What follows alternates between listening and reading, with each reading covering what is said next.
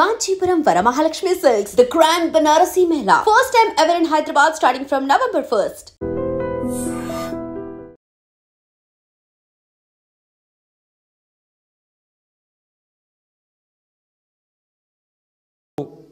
ప్రతి బూత్లో 407 బూత్లు ఉంటే ప్రతి బూత్లో మా జూబ్లీ హిల్స్ స్థానిక నాయకత్వం చాలా అద్భుతంగా కష్టపడ్డారు. వారికి కూడా హృదయపూర్వకంగా నా ధన్యవాదాలు, హృదయపూర్వకంగా వారికి కూడా నమస్కారాలు. శ్రీమతి మాగంటి సునీత గోపీనాథ్ గారు అభ్యర్థి కొత్తదైనప్పటికీ, వారికి ఇదివరకు రాజకీయ అనుభవం లేకపోయినప్పటికీ వారు కూడా నిజంగా చాలా కష్టపడ్డారు. చాలా పెద్ద ఎత్తున వారు కూడా మరి పోరాటం కూడా చేసినారు. చివరి రోజు మరి ఏ రకంగా వారు పోరాడినారో మీరు అందరూ కూడా చూశారు. వారికి కూడా నా అభినందనలు. ఎందుకంటే కొత్త అభ్యర్థి అయినప్పటికీ, ఎక్కడా కూడా ప్రత్యర్థి ముఖ్యంగా అధికార పార్టీ అయినప్పటికీ, అధికార యంత్రాంగం మొత్తం ఉన్నప్పటికీ వారు కూడా మొక్కవోని ధైర్యంతో కొట్లాడినారు. సునీత గోపీనాథ్ గారికి మనస్ఫూర్తిగా నా అభినందనలు. అట్లాగే బీఆర్ఎస్ పార్టీకి మరి ఓటేసిన జూబ్లీ హిల్స్ ప్రజలకి మరి చివరి ఓటింగ్ శాతం ఇంకెంత తెలియదు, బట్ చాలా గణనీయంగా గౌరవప్రదంగా మా పార్టీకి కూడా ఓట్లు వచ్చినాయి. మరి మాకు ఓటేసిన జూబ్లీ హిల్స్ ప్రజలందరికీ కూడా పేరు పేరున వారికి కూడా కృతజ్ఞతలు. సరే, సహజంగానే ఒక రాజకీయ పార్టీగా ఎన్నికల్లో దిగినప్పుడు గెలుస్తామనుకొని దిగుతాం, గెలుస్తామనుకొని కొట్లాడతాం, గెలవాలని కొట్లాడతాం. అట్లనే కొట్లాడినాం. గత 2 ఏళ్లుగా బీఆర్ఎస్ పార్టీ ప్రధాన ప్రతిపక్ష పార్టీగా తన పాత్రను అద్భుతంగా పోషించింది. ప్రజా సమస్యలను మరి కేంద్రంగా చేసుకొని ప్రజల వాదనను, ప్రజల వేదనను ఇవాళ ప్రభుత్వం ముందు పెట్టడంలో, అది శాసనసభలో అయితేనేమి, ప్రజాక్షేత్రంలో అయితేనేమి, సోషల్ మీడియాలో అయితేనేమి చాలా బలంగా బీఆర్ఎస్ పనిచేస్తున్నది. మా పని ఇట్లాగే భవిష్యత్తులో కూడా కొనసాగుతూనే ఉంటుంది. ఎందుకంటే ఈ ఉప ఎన్నికల్లో కూడా మేము నిజాయితీగా కొట్లాడినాం. ప్రజా సమస్యలనే కేంద్ర బిందువుగా చేసుకొని, ప్రజలనే ఎజెండాగా చేసుకొని ఎన్నికల్లో డెఫినెట్గా చిత్తశుద్ధితో నిజాయితీగా మేము కొట్లాడినాం. మీకు తెలుసు ఎట్లా ఎన్నికలు జరిగినాయి కూడా అందరు చూసినారు, నేను చెప్పక్కర్లేదు ప్రత్యేకంగా. మరి మొత్తం ఎన్నిక ప్రచారం ముగిసేదాకా ఎట్లా జరిగింది, ప్రతి సర్వేలో కూడా బీఆర్ఎస్ గెలుస్తుందని ఎట్లా చెప్పింది, ఆ తర్వాత ఆఖరి 3 రోజులు ఏం జరిగింది, ఇదంతా ప్రజలు చూసినారు. కానీ అందులోకి పోను, అవి చెప్పను. కానీ ఒకటి మాత్రం వాస్తవం, ఈ ఎన్నిక డెఫినెట్గా మరి మాకు కొత్త ఉత్సాహాన్ని ఇచ్చింది, కొత్త బలాన్ని ఇచ్చింది. ఎందుకంటే మరి స్పష్టంగా ప్రజలు ఒక తీర్పు ఇచ్చారు. ఈ రాష్ట్రంలో ప్రత్యామ్నాయం కేవలం బీఆర్ఎస్ మాత్రమే. ఇంకా అది అందులో అనుమానమే లేకుండా ఖచ్చితంగా ఈ ప్రభుత్వం ఏదైతే పనిచేస్తుందో వారికి ప్రత్యామ్నాయంగా పోరాడుతున్న ఒకే ఒక్క పార్టీ బీఆర్ఎస్ అనే మాట స్పష్టంగా ప్రజలు చెప్పారు. డెఫినెట్గా దాన్ని కూడా మేము మాకు ఒక సానుకూల అంశంగానే తీసుకుంటా ఉన్నాం. సరే, ఇక ఈ ఎన్నికల్లో ఏ రకంగా అధికార యంత్రాంగం మోహరించింది, ఏ రకంగా వారు పనిచేశారు, ఇవన్నీ కూడా మీ కళ్ళ ముందున్నాయి. నేను వాటి విషయంలోకి ఎక్కువగా పోను. 2014 నుంచి 2023 మధ్యన కూడా చాలా ఉప ఎన్నికలు మన రాష్ట్రంలో జరిగినాయి. దాదాపు 7 ఉప ఎన్నికలు జరిగినాయి.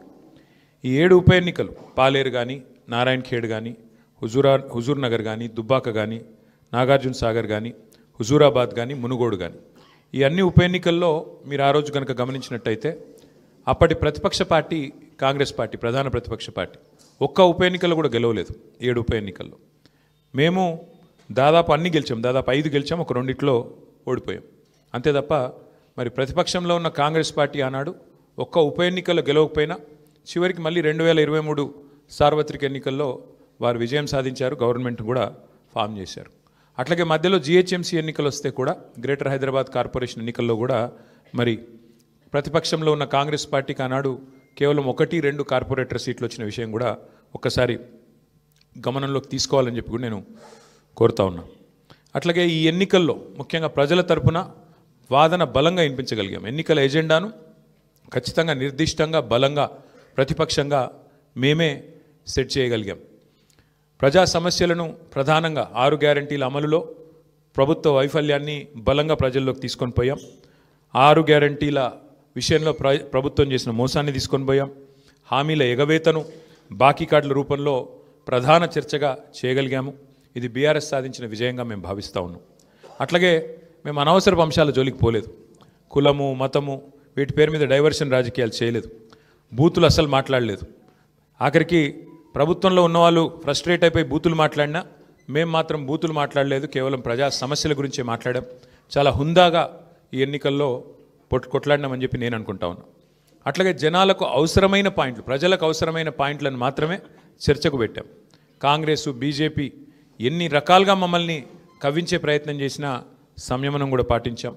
అట్లాగే మేమేం చేశాము, ఎందుకంటే ఒక 10 ఏళ్ళు ప్రభుత్వాన్ని నడిపిన ఒక జవాబుదారీ పార్టీగా, ఒక బాధ్యత గల ప్రతిపక్షంగా 10 ఏళ్ళు మీరు ఏం చేశారు జూబ్లీహిల్స్ కంటే 5,328 కోట్లతో అభివృద్ధి సంక్షేమ కార్యక్రమాలు చేశామని చెప్పి లెక్కల సహితంగా మరి ప్రజల ముందు పెట్టాము. చాలా పారదర్శకంగా పనిచేశామని చెప్పి ఎన్నికలు కూడా పోయినాం. అట్లాగే కాంగ్రెస్ ఎగ్గొట్టిన వాటిని కూడా లెక్కలతో సహా ఇంటింటికి తీసుకొని పోయాం బాకీ కార్డుల ద్వారా. అట్లాగే ప్రజా సమస్యలు, బస్సు ఛార్జీల పెంపు మీద నిరసన చెప్పాము. బస్తీ దవాఖానాలు విజిట్ చేసి ప్రభుత్వ యంత్రాంగంలో చలనం తీసుకొచ్చాము. హైడ్రా విధ్వంసం మీద, ప్రభుత్వంలో ఉన్న పెద్దల ద్వంద్వ ప్రమాణాల మీద, డబుల్ స్టాండర్డ్స్ మీద కూడా ప్రభుత్వాన్ని ఎండగట్టగలిగాం. ఆటో అన్నల సమస్యలను కూడా ప్రభుత్వం దృష్టికి తీసుకురాగలిగినాం. వాళ్ళ తరపున కూడా గట్టిగా మాట్లాడినాం. హైదరాబాద్లో రోడ్ల దుస్థితి విషయంలో కూడా ప్రభుత్వాన్ని కదిలింపజేయగలిగినాం. శాంతి భద్రతల విషయంలో కూడా మా నిరసన గట్టిగా చెప్పాం. ఈ రకంగా ప్రజా సమస్యలనే కేంద్ర బిందువుగా మా పార్టీ ఎన్నికల ప్రచారాన్ని చాలా హుందాగా నిర్వహించింది. తద్వారా ప్రభుత్వం కూడా మాట్లాడక తప్పని అనివార్యత కల్పించాం. చివరికి 2 ఏళ్లలో ఒక్కసారి కూడా మరి సమీక్ష చేయని ముఖ్యమంత్రి గారు ఆఖరి ఎలక్షన్ ముందు రోజు 6 గ్యారంటీల మీద సమీక్ష చేయక తప్పని పరిస్థితి కూడా వచ్చింది అంటే ముమ్మాటికి అది బీఆర్ఎస్ విజయమే. అట్లాగే 2 ఏళ్లుగా మైనారిటీకి మంత్రివర్గంలో స్థానం లేదు. బీఆర్ఎస్ ఏదైతే మరి మంత్రివర్గంలో ఇట్లా మైనారిటీలకు స్థానం లేదు, ఒక ఎంపీ లేరు, ఎమ్మెల్యే లేరు, ఎమ్మెల్సీ లేరు అని గట్టిగా మాట్లాడితే చివరికి అనివార్యంగా అజారుద్దీన్ గారికి మంత్రి పదవి ఇయ్యక తప్పని అనివార్యత కల్పించింది కూడా ఖచ్చితంగా మా యొక్క ఎన్నికల ప్రచార సరళి. తప్పకుండా ప్రధాన ప్రతిపక్షంగా మరి మా బాధ్యత మేము నిర్వర్తించినాం. సరే, సహజంగానే ఒకటి మాత్రం ఉంది, గెలుపు ఓటములు పెద్దలు కేసీఆర్ గారు ఎప్పుడు చెప్తుంటారు, గెలవాల్సింది పార్టీలు కాదు, గెలవాల్సింది ప్రజలు అని. మేము కూడా మనస్ఫూర్తి కోరుకునేది ప్రజాస్వామ్యంలో చర్చ జరగాల్సిందే, మీడియాలో జరగాల్సిందే, బయట జరగాల్సిందే, తప్పకుండా ప్రజల్లో కూడా జరగాల్సిందే. ఈ ఎన్నిక ఎట్లా జరిగింది అనే విషయంలో కూడా చర్చ జరగాలి. ఎందుకంటే ఈరోజు కాదు, మేము 4 రోజుల ముందే చెప్పాం ఎన్ని రకాల అక్రమాలకు కాంగ్రెస్ తెరలేపిందో చెప్పాం. అభ్యర్థి యొక్క సొంత తమ్ముడికి 3 ఓట్లు ఉన్న విషయాన్ని మీ ముందు పెట్టాం, ఆధారాలతో సహా మేము స్పష్టంగా మీ ముందు బయట పెట్టాం. ఎన్నికల కమిషన్ అడిగాం, కోర్టుకు పోయాం. ఎన్ని ప్రయత్నాలు చేయాలో అన్ని ప్రయత్నాలు పారదర్శకంగా ఫ్రీ అండ్ ఫెయిర్ ఎలక్షన్ కోసం జరగాలని ప్రయత్నం చేసినాం. షెడ్యూల్ వచ్చిన నాటి నుంచి పోలింగ్ డే దాకా ఏమేం జరిగినాయో, ఎన్ని రకాల అక్రమాలు, ఎన్ని రకాల అవకతవకలు, ప్రలోభాలు, ఎన్ని రకాల ఒత్తిళ్ళు, ఇవన్నిటి మీద కూడా చర్చ తప్పకుండా జరగాల్సిందే. ఏదేమైనప్పటికీ సరే, అల్టిమేట్గా ప్రజాస్వామ్యంలో ప్రజా తీర్పు శిరోధార్యం.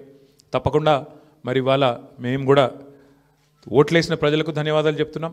అట్లాగే మిగతా వారికి కూడా మేము విజ్ఞప్తి చేస్తూ ఉన్నాం. ప్రధాన ప్రతిపక్షంగా మా పాత్రను మీరు గమనించారు. ప్రధాన ప్రతిపక్షంగా మేము గెలవాలని కోరుకున్నాం, సహజంగా గెలుస్తామని ఆశించినాం. బట్ ఎలాంటి నిరాశ లేదు, మా పని మేము చేసుకుంటూ పోతూనే ఉంటాం. ఎందుకంటే 2 ఏళ్లుగా లగచర్ల కావచ్చు, హైడ్రా బాధితులు కావచ్చు, మూసీ బాధితులు కావచ్చు, 6 గ్యారంటీల విషయంలో బాకీ కార్డుల రూపంలో కావచ్చు, ప్రజల తరపున గొంతు ఎత్తడంలో, అట్లాగే మా మీద జరిగే దుష్ప్రచారాన్ని తిప్పికొట్టడంలో శాసనసభ వేదిక కానీ బయట కానీ బ్రహ్మాండమైన పాత్ర పోషించాం. రేపటి రోజున కూడా అట్లాగే ముందుకు పోతాం. మరి మా కార్యకర్తలకు కూడా నేను చేసే విజ్ఞప్తి, సన్నద్ధమవుదాం. అన్ని రకాలుగా ప్రజాక్షేత్రంలో మనం ఈ ప్రభుత్వాన్ని నిలదీయడంలో సఫలమైనాం. ముఖ్యంగా మా సోషల్ మీడియాలో పనిచేసే మా తమ్ముళ్ళు చెల్లెళ్ళకు కూడా నేను హృదయపూర్వకంగా అభినందనలు చెప్తా ఉన్నాను. సోషల్ మీడియాలో మీరు చేస్తున్న పని, మీకెవరికి నేనేమి పార్టీ తరపున జీతం ఇవ్వడం లేదు, మీకెవరికి నేను ఇచ్చేదేమీ లేదు. అయినప్పటికీ వాలంటరీగా పార్టీ మీద ఉన్న ప్రేమతో, నాయకుడు కేసీఆర్ గారి మీద ఉన్న అభిమానంతో మీరు చేస్తున్న కృషి, మీరు చేస్తున్న పని ఏదైతే ఉన్నదో మనస్ఫూర్తిగా నేను మీకు కూడా ధన్యవాదాలు తెలియజేస్తా ఉన్నా. అట్లాగే మా పార్టీ కార్యకర్తలకు, మరి మా గులాబీ కుటుంబ సభ్యులందరికీ నేను చేసే ప్రార్థన, దీంతో మనం నిరాశపడవలసిన అవసరం లేదు, బాధపడవలసిన అవసరం లేదు. తప్పకుండా ముందుకు పోదాం. అట్లా అనుకుంటే ఇవాళ జాతీయ స్థాయిలో కూడా మీరు చూసినట్టయితే మరి కాంగ్రెస్ పార్టీ బీహార్లో తన ఉనికిని కోల్పోయే పరిస్థితి ఉన్నది. కాబట్టి ఇవన్నీ సహజం, గెలుపులు ఓటములు సహజం. దీన్ని ఏదో పెద్ద సెట్ బ్యాక్ లాగా చూసుకోవాల్సిన అవసరం లేదు. తప్పకుండా మరింత బలంగా వద్దాం, ముందుకొద్దాం. ఒక రబ్బర్ బంతిని గోడకేసి కొడితే ఎట్లయితే తిరిగి బలంగా వెనకకు వస్తుందో అట్లా మనం కూడా తప్పకుండా తిరిగి వెనక్కి వద్దాం. పెద్దలు కేసీఆర్ గారు తిరిగి రాష్ట్రానికి ముఖ్యమంత్రిగా మళ్ళీ బాధ్యతలు చేపట్టేదాకా ఎవరి శక్తి మేరకు వారు శక్తి వంచన లేకుండా కష్టపడదామని చెప్పి మా నాయకులు కార్యకర్తలకు మరొకసారి ధన్యవాదాలు తెలియజేస్తూ కష్టించి పనిచేసిన మా నాయకత్వం మొత్తం కూడా ఇక్కడ ఉంది. ఒక ఇద్దరు గురించి నేను ప్రత్యేకంగా చెప్పాలి. హరీష్ రావు గారు మధ్యలో పాపం వారి తండ్రి అనుకోకుండా అకాల మరణం జరిగింది. అయినప్పటికీ ఆయన ఇవాళ కూడా పూజలో ఉన్నారు. ఈ నిమిషానికి కూడా పాపం వారి తండ్రి గారికి సంబంధించిన స్వర్గపాత్రకు సంబంధించిన పూజలో ఉన్నారు. అయినప్పటికీ ఇంట్లో ఉండి కూడా ఆయన కూడా చాలా కష్టపడ్డారు. వారితో పాటు ఇంకా చాలామంది, మా రవీంద్రరావు గారు మా ఎమ్మెల్సీ, వారి సొంత అన్నగారు చనిపోయినారు. అన్నగారు చనిపోతే కూడా ఉదయం పోయి సాయంత్రం వచ్చినారు. అంటే అంత కమిట్మెంట్తో మా నాయకత్వం పనిచేసింది. అట్లా ఇంకెంతోమంది ఉన్నారు. నేను ఒకరిద్దరు పేర్లు చెప్తున్నాను, ఏమనుకోవద్దు. ఎంతోమంది నాకు తెలిసిన 2 ఎగ్జాంపుల్ చెప్పినాను. ఇంకెంతోమంది తమ తమ కుటుంబాలను వదిలేసి దీపావళి కూడా పోకుండా మా నాయకులు హైదరాబాద్లోనే ఇక్కడే ఉండి దీపావళి పండుగ కూడా పోకుండా కుటుంబంతో ఉండకుండా జూబ్లీహిల్స్ నియోజకవర్గంలోనే మకాం వేసి పనిచేసినారు. వాళ్ళందరికీ కూడా నేను శిరస్సు వంచి ధన్యవాదాలు తెలియజేస్తా ఉన్నా. సరే, దీన్ని ఒక చిన్న సెట్ బ్యాక్గా చూస్తాం తప్ప ఇంకోటి కానీ కాదని మళ్ళొకసారి తెలియజేస్తూ, పత్రికా మిత్రులు కూడా అందరు సహకరించారు, మా ఇంటర్వ్యూలు తీసుకున్నారు, ప్రజల వాణిని కూడా వినిపించారు. మీకు కూడా ప్రత్యేకంగా మీడియా కూడా ధన్యవాదాలు తెలియజేస్తూ మీ అందరికీ నమస్కారం. Thank you. ఏమైనా అడగదలుచుకుంటే అడగచ్చు, లేదంటే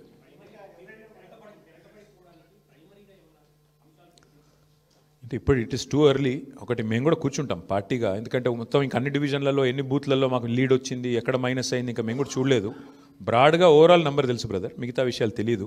కూర్చుందాం, రేపు ఎల్లుండి సావధానంగా కూర్చుంటాం. మా నాయకత్వం మొత్తం పనిచేసింది. సీనియర్లు మంత్రులుగా పనిచేసిన వాళ్ళు కూడా 10 బూత్లకు ఒకరు ఇన్ఛార్జ్గా తీసుకున్నారు. ఇప్పుడే ప్రశాంత్ రెడ్డి గారు చెప్తున్నారు నాకు, అన్న మా షేక్పేట్లో మా 10 బూత్లలో నా దగ్గర మాత్రం 1100 మెజారిటీ వచ్చిందని చెప్పి ఇప్పుడే ప్రశాంత్ రెడ్డి గారు చెప్తున్నారు. విశ్లేషించుకుంటాం అట్లా ఎట్లెట్లా క్లస్టర్ల వారీగా ఎక్కడెక్కడ ఏం జరిగింది చూసుకుంటాం, సమీక్ష చేసుకుంటాం, డెఫినెట్గా ఆత్మవిమర్శ చేసుకుంటాం. ఎందుకంటే ప్రజలు మరి అల్టిమేట్గా ఎందుకు మొగ్గు చూపారు కాంగ్రెస్ పార్టీ వైపు అనేది కూడా మేము కూడా విశ్లేషించుకోవాలి, ఆత్మవిమర్శ చేసుకోవాలి. తప్పకుండా ఏదైతే ఉందో మా పోరాటం మాత్రం కొనసాగుతుంది. ప్రజా సమస్యల మీద, ప్రభుత్వం మీద, ప్రజలకిచ్చిన హామీలు నెరవేర్చే అంశంలో మాత్రం డెఫినెట్గా మా పోరాటం కొనసాగుతుంది. మిగతా అన్ని విషయాలు చర్చించడానికి బోలెడ్ టైం ఉంది. తప్పకుండా అన్ని కూడా ఆలోచించి నిర్ణయం తీసుకుంటాం. అది హైదరాబాద్లో మొదటి నుంచి ఉంది బ్రదర్ అది.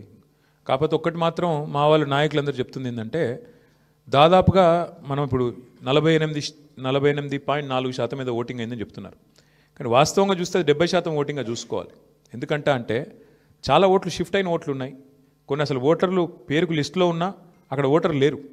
కాబట్టి ఒక రకంగా చెప్పాలంటే 65-70% ఓటింగ్ అయినట్టు అనుకోవాలి మనం. కాబట్టి ఓటింగ్ నార్మల్ కంటే పెరిగింది, కానీ ఇంకా పెరిగింటే బాగుండేది అనే భావన ఉంది. ముఖ్యంగా కాలనీల్లో కొంత పెరిగింటే బాగుండేది, జరగలేదు. దానికి కారణాలు పలు రకాలుగా ఉన్నాయి. బట్ చూడాలి, భవిష్యత్తులో అన్న మారుతుందేమో చూడాలి.